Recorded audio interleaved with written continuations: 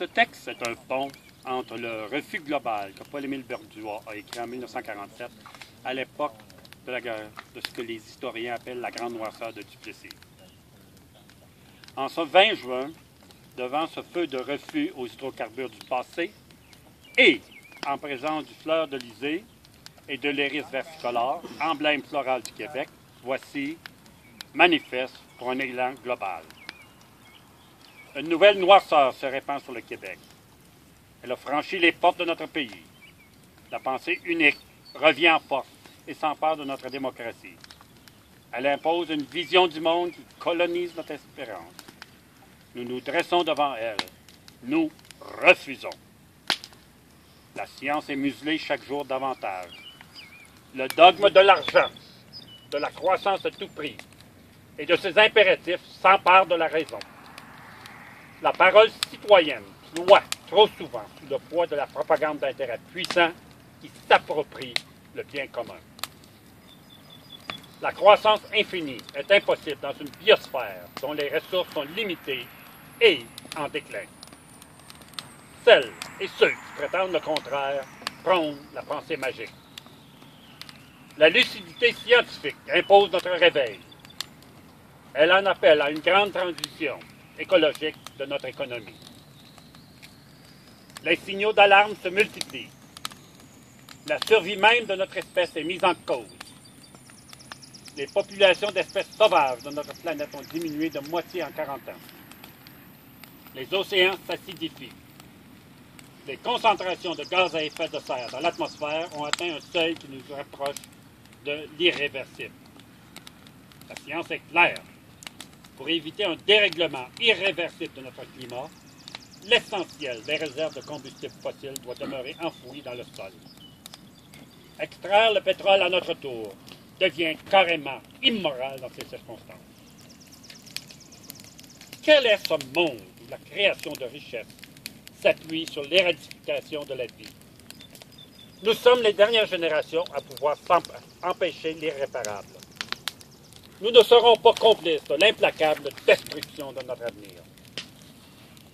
À ce stade de notre histoire, notre inaction est devenue le symbole de notre échec moral. Rien de ceci ne se fait, ne se fera en notre nom. Devant l'urgence, nous inscrivons notre dissidence. Nous nous déclarons objectrices et objecteurs de conscience. Nous retirons notre confiance au gouvernement qui endosse le pillage du bien commun au profit de l'enrichissement de quelques-uns. Nous avons le devoir de résister à l'invasion systématique de notre territoire par les pétrolières et par de puissants intérêts financiers.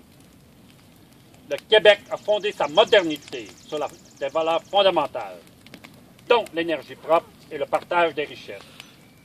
C'est ce que nous sommes, c'est ce que nous voulons être. Nous exigeons le respect de cette identité. De chaque côté du Saint-Laurent, soyons celles et ceux qui éclairent le chemin et agissons. En conséquence, nous exigeons la fin des projets d'exploration et d'exploitation d'hydrocarbures en sol québécois. Nous refusons tout passage de pétrole à des fins d'exportation sur notre territoire, que ce soit par train, oléoduc ou navire-citerne.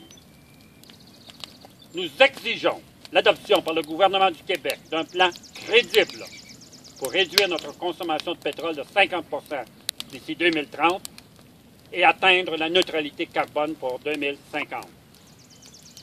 Nous exigeons que la Caisse de dépôt et placement du Québec désinvestisse le secteur des combustibles fossiles. Nous demandons aux autres gestionnaires de fonds d'investissement, dont les capitaux proviennent de citoyennes et citoyens, d'en faire autant. Nous agirons aussi individuellement. L'argent de nos retraites ne doit pas appauvrir nos enfants. Il doit assurer leur avenir. Nous avons la chance de vivre en un territoire qui regorge de ressources d'énergie renouvelables. Certaines ont déjà été harnachées en inondant la taïga, en déplaçant des nations autochtones, en détournant des rivières et en noyant épinettes, lichens et caribous. Il est de notre responsabilité de cesser de gaspiller cette énergie et de la faire travailler pour créer ici un modèle de transition écologique auquel d'autres emboîteront le pas. Nous nous engageons à consommer moins, à produire mieux et à contribuer à la construction d'une économie qui permettra de l'amélioration du bien-être humain et de l'équité sociale, tout en protégeant l'environnement. Nous avons tout ce qu'il faut pour écologiser et humaniser notre économie. Pour entamer la transition, mobilisons talents et ressources pour la préservation de la planète et l'épanouissement des humains qui l'habitent. Créons ensemble un autre modèle en misant sur l'avenir. Nous sommes de plus en plus nombreux à porter la voix du changement. Restons solidaires au-delà de toute frontière. Participons à l'éveil démocratique, à ce nouvel élan bâtisseur et créateur qui se porte à la défense du bien commun, de l'intérêt général et qui milite sous de multiples formes avec courage pour la suite de notre monde. Nous ne sommes pas des colonnes de chiffres. Nous sommes l'avenir. Notre engagement et notre mobilisation portent l'espoir d'une prospérité qui ne se calcule pas qu'en dollars. Des solutions existent. Nous avons les moyens technologiques et humains qui permettent de lancer un vaste chantier de développement véritablement durable, viable, juste et équitable. Nous avons le devoir de devenir les leaders de ce nouvel élan global qui marquera le 21e siècle. Le Québec a fait maintes fois la preuve de sa capacité à mener de grands changements avec audace, sérieux et ingéniosité. Nos révolutions sont tranquilles, mais ce sont de vraies révolutions. Elles peuvent inspirer le monde entier. Pour celles et ceux prêts à s'engager dans cette aventure, se joignent à nous, de Chisabili à Port-Meunier, de Saluit à Montréal, en passant par Québec, Chicoutimi, Gaspé, Ristigouche, Cacouna, Trois-Rivières et Sorel. Dans chaque ville et chaque village, avançons la tête haute.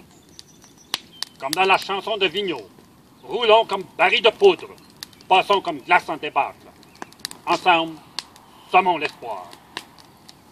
Rallumons les feux le long de ce fleuve qui nous traverse et sur tout le territoire. Éclairons-nous les uns les autres, animés de l'amour de nos enfants, de notre pays et de notre planète. Déferlons par milliers. Lançons la lutte pour le respect de la science, de la vie, de la démocratie. L'eau du fleuve coule dans nos veines. Ne laissons pas la cupidité porter atteinte ni à la vie des Belugas, ni à la nôtre. Honorons la mémoire de nos frères et de nos sœurs disparus lors de la tragédie de Lac-Mégantic.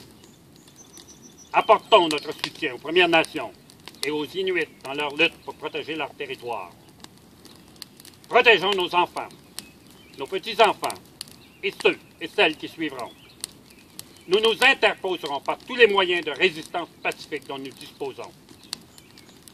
Nous ne nous battons pas pour la nature. Nous sommes la nature. Nous sommes la nature qui reprend ses droits. Rien n'arrêtera notre élan. Et c'est signé par 200 personnalités québécoises et co-signé par quelques 25 000 Québécois ordinaires. Bravo.